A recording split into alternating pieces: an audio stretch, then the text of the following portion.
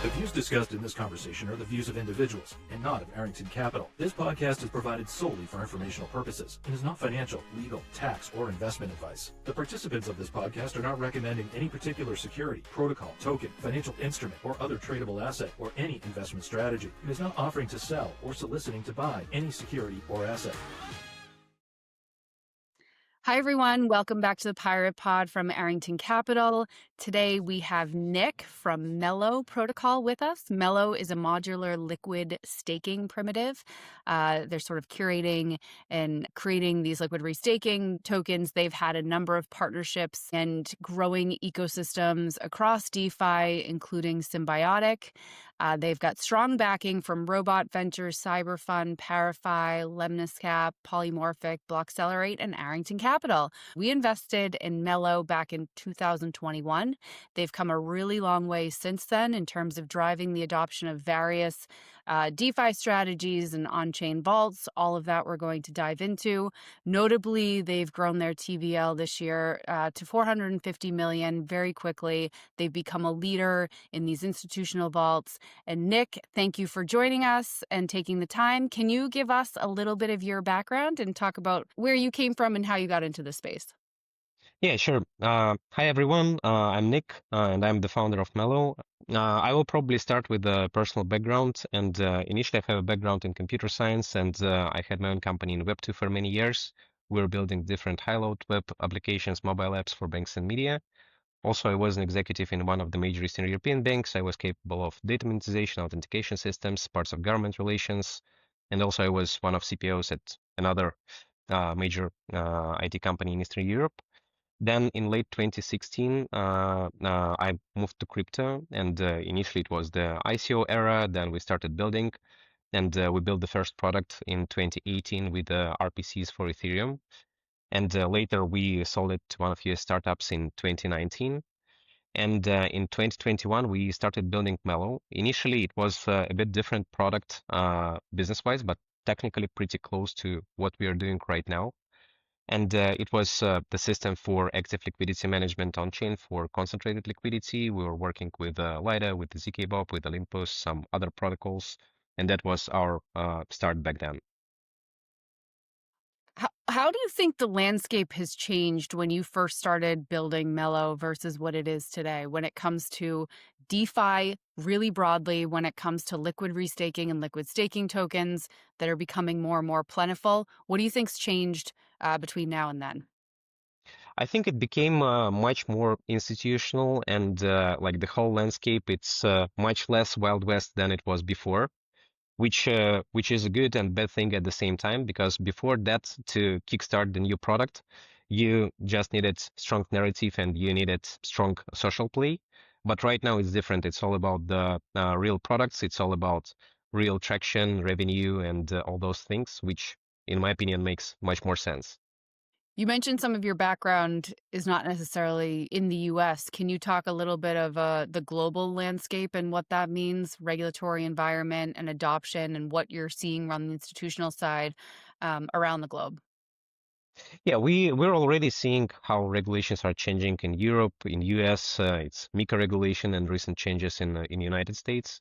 And this helps a lot with adoption with corporations. We've all seen what's happening with Robinhood, with Revolut, with new chains launching. And I think that maybe even a year ago we were discussing internally that everything is moving towards major fintechs joining the ecosystem.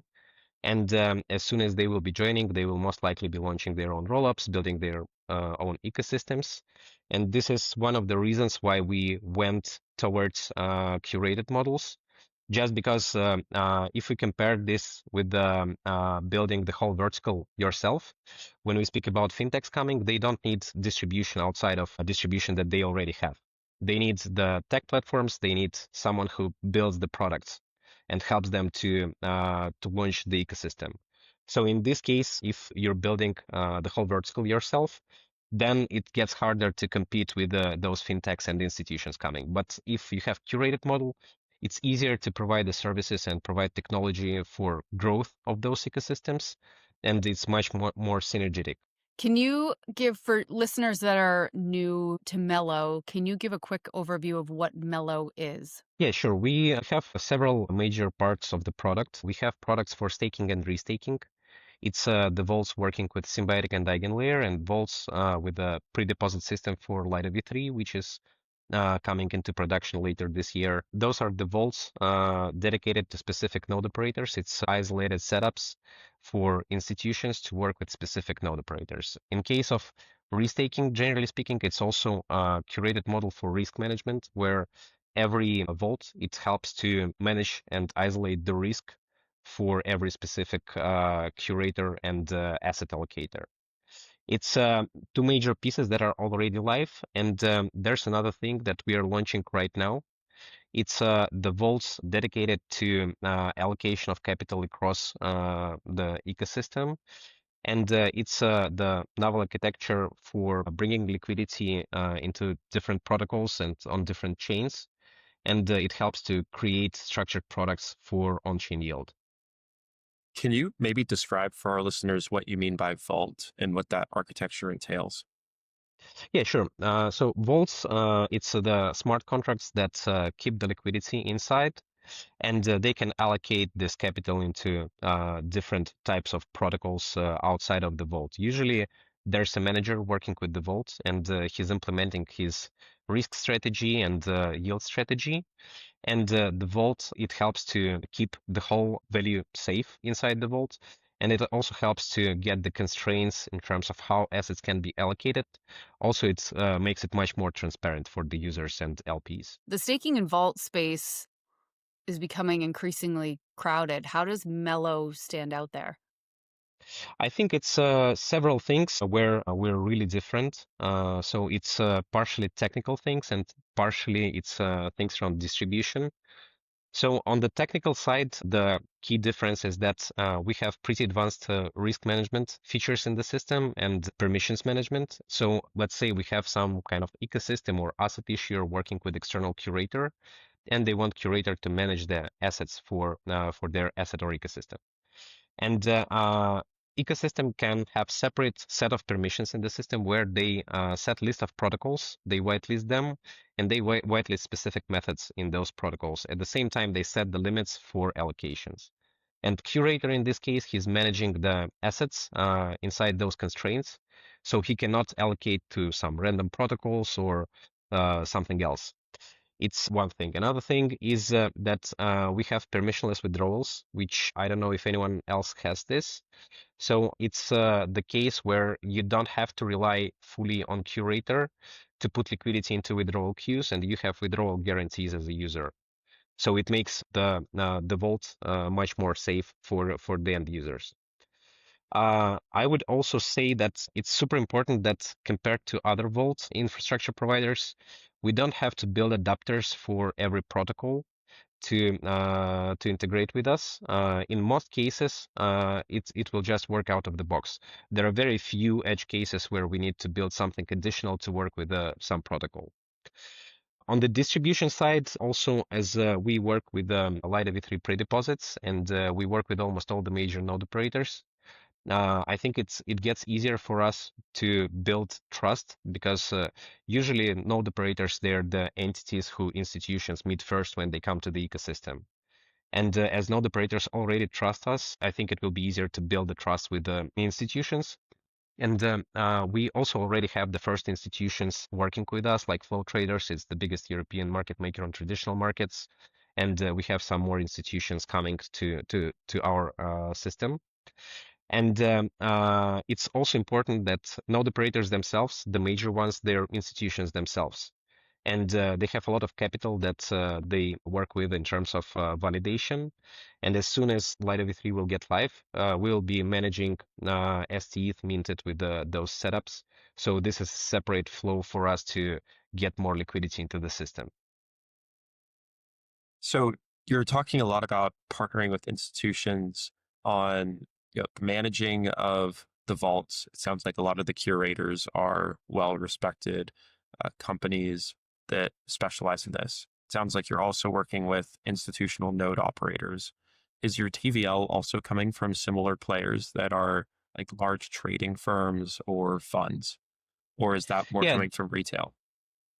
yeah, that's right. Most of the capital is coming from curators and node operators right now, and it's their clients. And this also helps us to scale because if we would be relying only on ourselves in terms of business development, I think it would be much harder to get better numbers in terms of TVL. But with our model, every entity working with us, it's also motivated to bring their clients into the system. Okay, so you're using that as a business development flywheel. Yeah, that's right.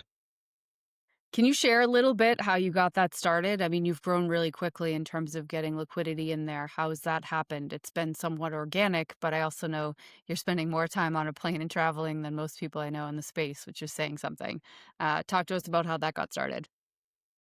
Yeah, it's several things. First, it started when as I mentioned before, we were starting with active liquidity management for concentrated liquidity. And later we started thinking about what else we can do with our tech stack and with our team. And we wanted to build much broader system that we had before in terms of working with capital with different protocols. First, we launched the system for Symbiotic, working with the restaking, and this helped us to get the first traction, to get first institutional partners. And after that, it started scaling. We started working with almost all the major node operators, and this helped us to get to get more leverage in terms of business development. And I think we're pretty well connected in the space, and it also helps us to work directly with major players in the ecosystem and to get them on board because they know what we're building and how we're building. And this helps us to gain more trust in terms of smart contract development and in terms of how we operate with the system. Could you maybe elaborate more on what exactly you're doing with Symbiotic and why you chose them? So with Symbiotic, we initially started working together before they got live. And Symbiotic was looking for strong partners on liquid restaking side. And we got connected through mutual investors initially, and that's basically how it started. I think that it helped a lot that we were the first partners on the liquid restaking side launching together with Symbiotic. We were launching the same day. And we continue working together. We support almost all the curators working with Symbiotic at this moment with our part of the stack. And it's still growing. We see more and more interest for this space and for this part of the ecosystem. And most of the curators that started working with us together with Symbiotic, they will be also transitioning into the setups for asset management vaults. And this is something that will combine all the pieces of tech that we already have together. So what does that mean for your users and the folks who are bringing you TVL? What are like the advantages that they get using you guys rather than trying to use Symbiotic directly or using another protocol? Yeah, for the users, this helps to get diversity of risk profiles, and also it's several types of users because our users, it's on the one hand it's LPs, on another hand it's curators themselves because they built they're building using our system. And curators in this case, they get means to work at the same time with multiple vaults on Symbiotic or combine vaults on Symbiotic together with vaults on Eigen or work at the same time with a Lido v3 pre-deposit system. And this is something that gives, on the one hand, much more flexibility for curators. And at the same time, it brings for the users diversity of risk profiles where they can really choose who they trust and which specific risk profile they want to use for their assets. So it's not the solution where one size fits it all. It's the solution where you can pick which vault you trust, which curator you trust, and how you want to build your delegation strategy. How would you recommend a user go about figuring out who they want to trust on the curator side? Because I'm sure they're going to have more and more options as you onboard more partners here. And it could be overwhelming looking at this and trying to figure out how much risk I want to take or like what the differences are. Yeah, I think like all curators we're working with, they're very, very strong teams. And I cannot say that I can advise some specific curator, right? But at the same time, I think this really depends on how much risk you want to take and there's always curators who are leaning towards getting a bit more risk to get more profits, which is good for one type of clients. At the same time, there are curators who play much more safe, and this fits another type of clients and maybe more institutional clients. So I would look into the delegation strategy, which specific networks curators are working with, how they do the business development with the shared security networks. And also, I would look into some historical data with those curators if they had any maybe liquidation events or things like that, and this can help to choose. When you say risk, what is the risk that I'm taking? If we speak about risk-taking vaults, it's always about slashing risks. So this depends on the implementation of specific shared security network. And usually every network, they have the description of how it works, how it can slash your assets, and what's the risk. So this is something to look for when you're choosing the vault. And if we speak about vaults for asset management, it's a bit different. It's about how looping is aggressive in the system, how rebalancing work, how frequent it is, and look into which vaults maybe deploy capital into more risky protocols. So there could be different risk frameworks in this case, and different ratios in terms of allocation. Maybe some of curators will later have some public risk strategies to make users more confident in depositing capital into their vaults, or maybe there will be more means in terms of analytics. We're going to build some pieces for analytics on our end for those vaults as well. And this is part of our roadmap for next half a year. Speaking of roadmap, Nick, can you talk a little bit about what comes next for Mellow? What does the next 6 to 10 months look like? Yeah, it's a huge focus for us on our core vaults architecture, the vaults for asset management. And the main goal right now is to first onboard curators and ecosystems to use these vaults. Next step will be to start building more tooling for these setups with different automations, liquidation protection bots, and things like that. And after that, we will be building more tooling for monitorings and working with risk management and reporting, because that's something that's really needed for institutional partners. And how do you think this is going to line up with the future of Symbiotic? I know a lot of people listening are probably thinking about points and the decentralization of that network. Or is there any alpha you can share with us? Yeah, I think there are lots of novel types of protocols that are being built already with the Symbiotic ecosystem, and it's things around insurance, it's things around different protection mechanisms for protocols.